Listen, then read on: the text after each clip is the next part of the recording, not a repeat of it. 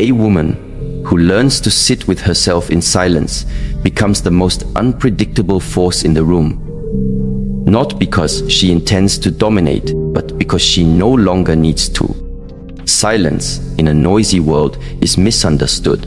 It is often mistaken for weakness. But there is a kind of silence that is not born of suppression, but of strength. The kind that doesn't beg to be understood, because it already understands itself. This silency is not the absence of words.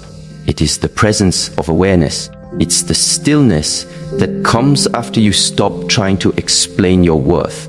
It's the peace that enters when you no longer react to every shift in another person's mood. It is the clarity that rises when your emotions are no longer dictated by what someone did or didn't say. Most women are trained to over-express, to over-explain, to always give context to their boundaries, until they realize that silence itself is the boundary. When a woman turns inward, not out of fear, but out of choice, she activates a deeper form of respect. People feel it. They may not be able to name it, but they sense it. And when you begin focusing on yourself, not in selfishness, but in stillness, everything misplaced starts falling back into place. When a woman begins to truly focus on herself, something profound begins to shift. Not just inside her, but in the world around her. It is not merely about self-care routines or momentary retreats from others. It is a deeper awakening, a quiet decision to stop pouring energy into places that no longer give back, to reclaim attention from everything external and redirect it inward. That shift, though subtle at first, transforms everything. It begins with a question: where is my energy going? In a world that constantly demands a woman's attention, her nurturing, her care, her explanations, her compromise, it becomes easy to forget that energy is not limitless. Attention is currency, and the way you spend it determines the quality of your emotional life.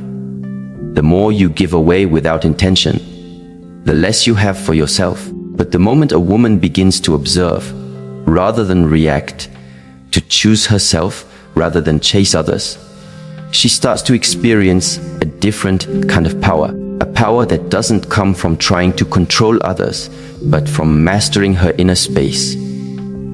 Neuroscience has long confirmed this truth. What you focus on grows.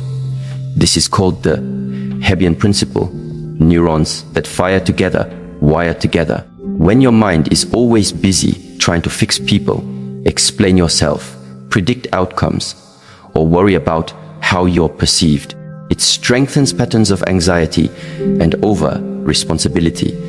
But when you begin to bring your attention back to yourself, your breath, your thoughts, your values, your stillness, you start rewiring your brain for clarity, peace, and purpose. Take the story of Mina, a woman in her late 50s who had spent most of her adult life adjusting herself around others.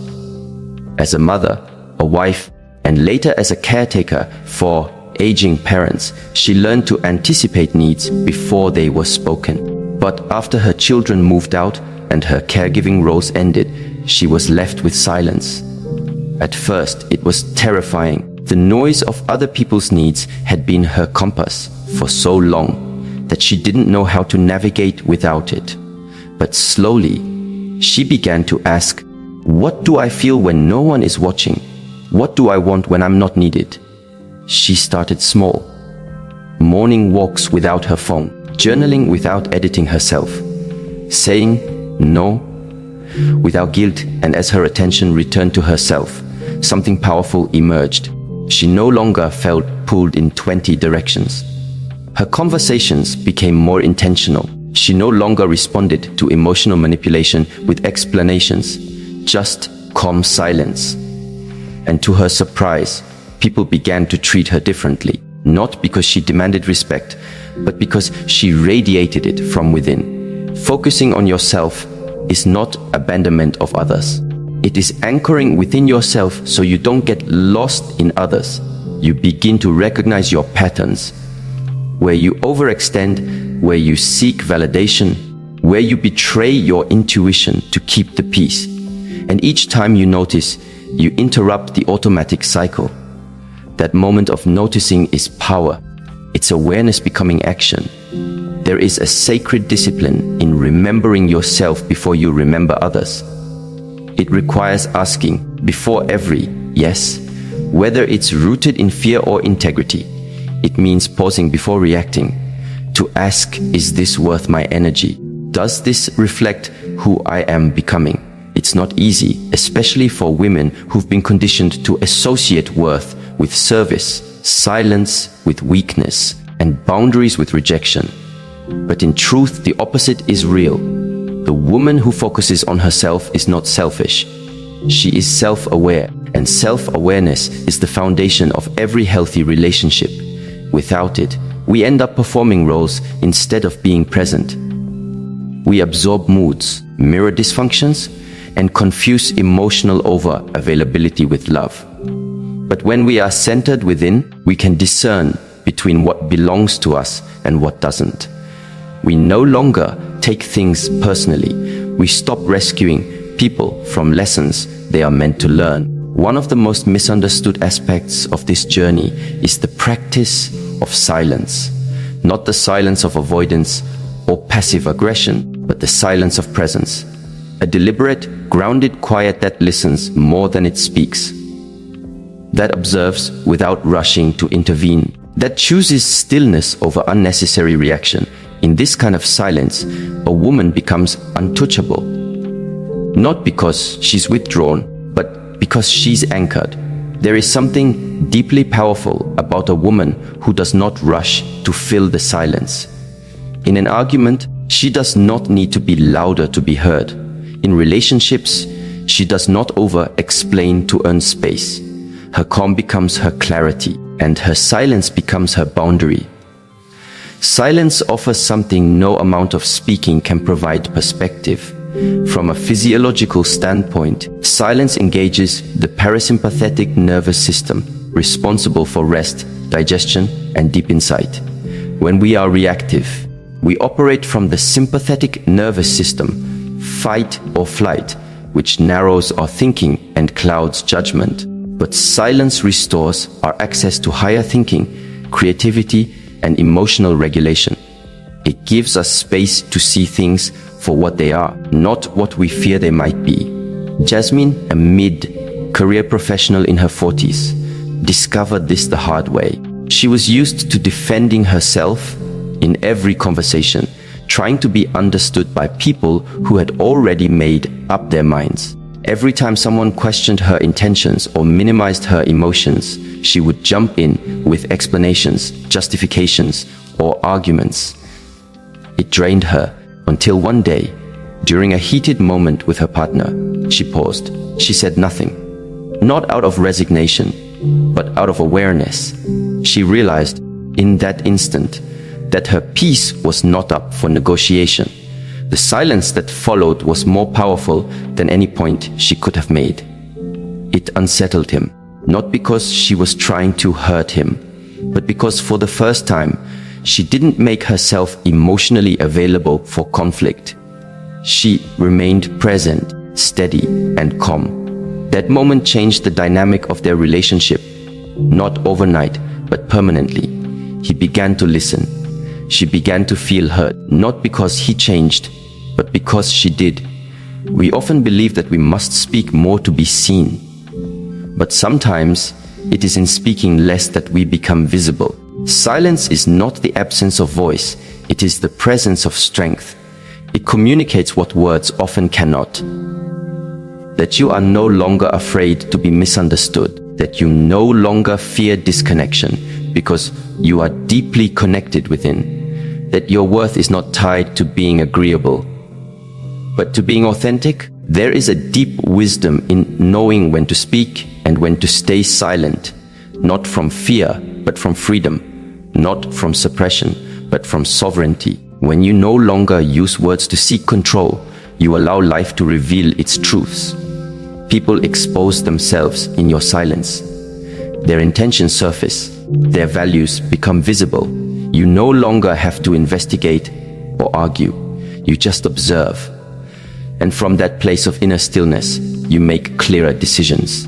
In relationships, this is especially powerful. When a woman focuses on herself and practices the discipline of silence, she begins to see dynamics that were once invisible to her. She notices how some people only connect through chaos, how others expect emotional labor without offering it in return, how some conversations are not exchanges, but power struggles in disguise. And most importantly, she sees her part in it, not to blame, but to reclaim responsibility.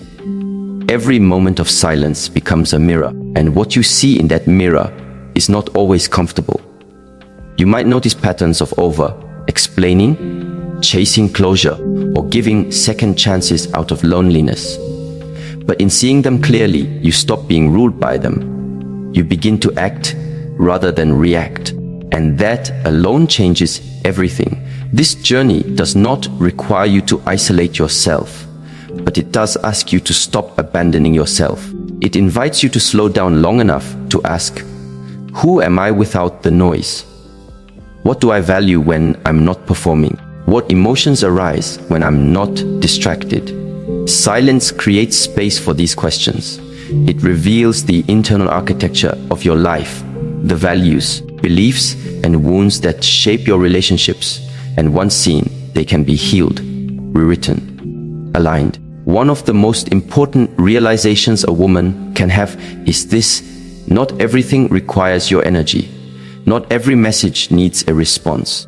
Not every misunderstanding needs clarification. Not every question deserves an answer. The moment you realize that your presence is enough, you begin to conserve your energy for what truly matters. This kind of self-focus is not a destination. It's a daily practice. A return, again and again, to the present moment, to the breath, to the truth that you don't have to chase what aligns with you. You attract it by being aligned. And so the silence continues, not as an escape from the world, but as a deeper way of engaging with it, with clarity, with discernment, with grace. A woman who focuses on herself and stays silent does not disappear. She becomes more visible than ever, not in noise, but in essence, and the world cannot help but rearrange around her. A woman who learns to master her emotions is not just in control. She is free, free from the chains of overreaction, free from the cycles of regret, and free from the grip of patterns that once dictated her responses. Emotional sovereignty is not about being unfeeling. It's about not being owned by every passing feeling. It's knowing that you can feel deeply and still respond wisely. You can be hurt and still act from alignment. You can feel love, grief, anger, confusion, and still remain grounded in your values. Many people believe emotions are either something to be expressed impulsively or something to be suppressed entirely. But both extremes lead to inner imbalance. One makes you a slave to your reactions, the other disconnects you from yourself. True emotional power lies in the space between impulse and stillness. It is the cultivated ability to feel everything and yet not be consumed by anything. There is a teaching from ancient Eastern traditions that says, control your breath and you control your life. And indeed, modern neuroscience agrees. When a woman pauses and breathes consciously before responding to provocation, her brain shifts from the amygdala, where emotional reactivity is born, to the prefrontal cortex, where logic, reflection, and wisdom reside. This is not just spiritual advice, it is biological reality. Consider the story of Elia, a woman who for years was known for her fire. When someone crossed a line, she met them with intensity. Her voice rose, her heart raced. She fought back with words, proving her intelligence, her sharpness, her refusal to be disrespected. But each time, even when she won the argument, she walked away feeling drained. She realized that her reactions, while justified, were costing her more than the original offense: her peace, her power, her clarity. One day, during a tense conversation with a colleague who had undermined her work in a meeting. She felt the familiar heat rising. The urge to respond immediately, to defend, to correct, but something in her shifted. She inhaled slowly, and instead of reacting, she simply paused, looked at him, said nothing. That pause, just a few seconds, wasn't empty. It was full of restraint, full of grounded energy, full of quiet power. In that pause, she realized something. The need to prove yourself is often born from the fear of being unseen. But when you know your worth, you no longer perform it for others. You hold it quietly, and the world learns to feel it without being told. The pause gave her time to assess, was this worth her emotional investment? Did this person truly have the power to define her value? No, she answered him with calm, clear boundaries, not from fire, but from foundation. And the result, he backed down, not because she was aggressive, but because she was anchored. She had stepped into emotional sovereignty. To be emotionally sovereign means your inner state is no longer at the mercy of other people's moods, decisions, or expectations. You stop outsourcing your peace. You stop being available to every emotional tug of war. You don't become cold, you become clear. And this clarity protects you from the trap of reaction. Every time you react without reflection, you give your power away. You let someone else set the rhythm of your nervous system. But when you pause, when you breathe, when you choose instead of react, you reclaim authorship over your inner world. This is especially vital in intimate relationships, where emotional triggers are most deeply rooted. Partners often mirror each other's wounds. One's insecurity feeds the other's defensiveness. One's silence triggers the other's abandonment. One's need for control collides with the other's need for freedom. Without emotional sovereignty, these dynamics spiral into conflict, misunderstanding, and resentment. But with awareness, they become portals for growth. Sophia, a woman in her late 30s, once described how every argument with her partner would end in her crying, shouting, or walking away in anger. She felt unheard, invalidated, emotionally exhausted. But as she began a daily practice of breathwork and emotional journaling, something changed. The next time conflict arose, she noticed her body first. The tightening in her chest, the clenching of her jaw, the quickening of her breath. Instead of reacting, she said, "Give me a moment." She stepped away, not to retreat, but to return to herself. She sat, she breathed. She asked herself not just what she felt, but why she felt it. Was it about him, or something deeper? And then, when she returned, she spoke, not from the storm, but from the center of it. The conversation that followed was the first they'd had in months that didn't end in emotional chaos. It wasn't perfect, but it was present. Emotional sovereignty is not achieved by force. It is practiced through daily attention, through the habit of awareness, through the discipline of self-honesty. It is cultivated in quiet moments when no one is watching, where you choose to observe rather than indulge the narrative.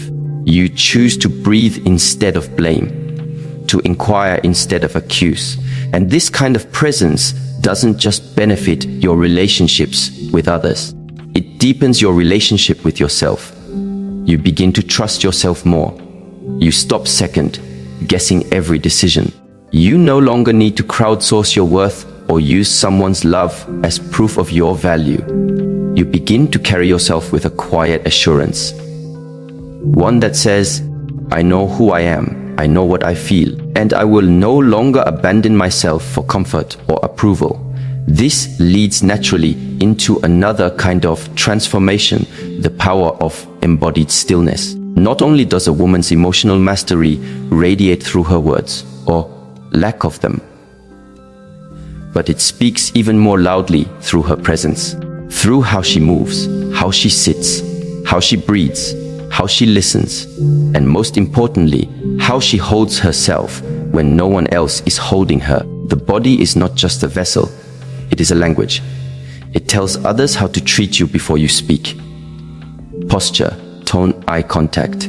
These are not just social cues. They are energetic signatures. They communicate whether you are grounded or scattered, open or guarded, calm or reactive. When a woman walks into a room with presence, she does not have to announce her strength. It is felt. It is not the presence that demands attention. It is the presence that holds attention. This doesn't come from performing confidence. It comes from cultivating inner alignment. Imagine Maya, a soft-spoken woman who was often overlooked at work meetings. Her ideas were good, but she presented them hesitantly, eyes down, voice low, shoulders slightly hunched. She didn't realize her body was communicating doubt, even when her words were clear. After attending a somatic awareness workshop, she began to practice a new habit each morning. Standing barefoot for 5 minutes, breathing deeply, rolling her shoulders back, grounding her feet into the earth. Over weeks, something shifted. She wasn't trying to be someone else. She was returning to herself, inhabiting her body fully. Her voice became steadier. Her presence expanded. The next time she spoke in a meeting, people listened. Not because she shouted, but because she spoke from her center. And her body confirmed what her words said. I believe in what I'm saying. And so others believed her too. This is the unseen power of embodied stillness. You don't have to yell to be heard. You don't have to push to be taken seriously. You have to be aligned internally and externally. Breathwork, posture, stillness. These are not just wellness trends. They are foundational practices for women who want to move through life with clarity and respect. The breath especially is a tool often overlooked. It is the bridge between mind and body, between thought and action, between reaction and response. In moments of emotional intensity, one deep, intentional breath can change the entire trajectory of a conversation. The practice of conscious breathing rewires the body's stress response. It tells your nervous system, I am safe. I am here. I can respond with wisdom. Over time, this rewiring becomes your default. You are no longer pulled by the chaos outside you. You move from center. And that center becomes your compass, especially when others try to pull you into storms you didn't create. Embodied stillness also teaches you patience. In a world of urgency, a woman who moves slowly, who responds after reflection, who doesn't rush to fix or explain, becomes a mystery. Not because she hides herself, but because she reveals only what is aligned. Her yes is clear, her no is unwavering. Her time is sacred. This kind of presence doesn't push away others. It invites truth. It creates a relational field where only authenticity can survive. People can feel when you are present, not just physically, but energetically. They feel safer around you, not because you cater to them, but because you are not at war with yourself. And this, in turn, creates emotional safety in relationships. When your presence is grounded, your partner no longer feels the pressure to guess your mood, manage your triggers, or decode your reactions. You create a space of emotional predictability, not by being passive, but by being internally consistent.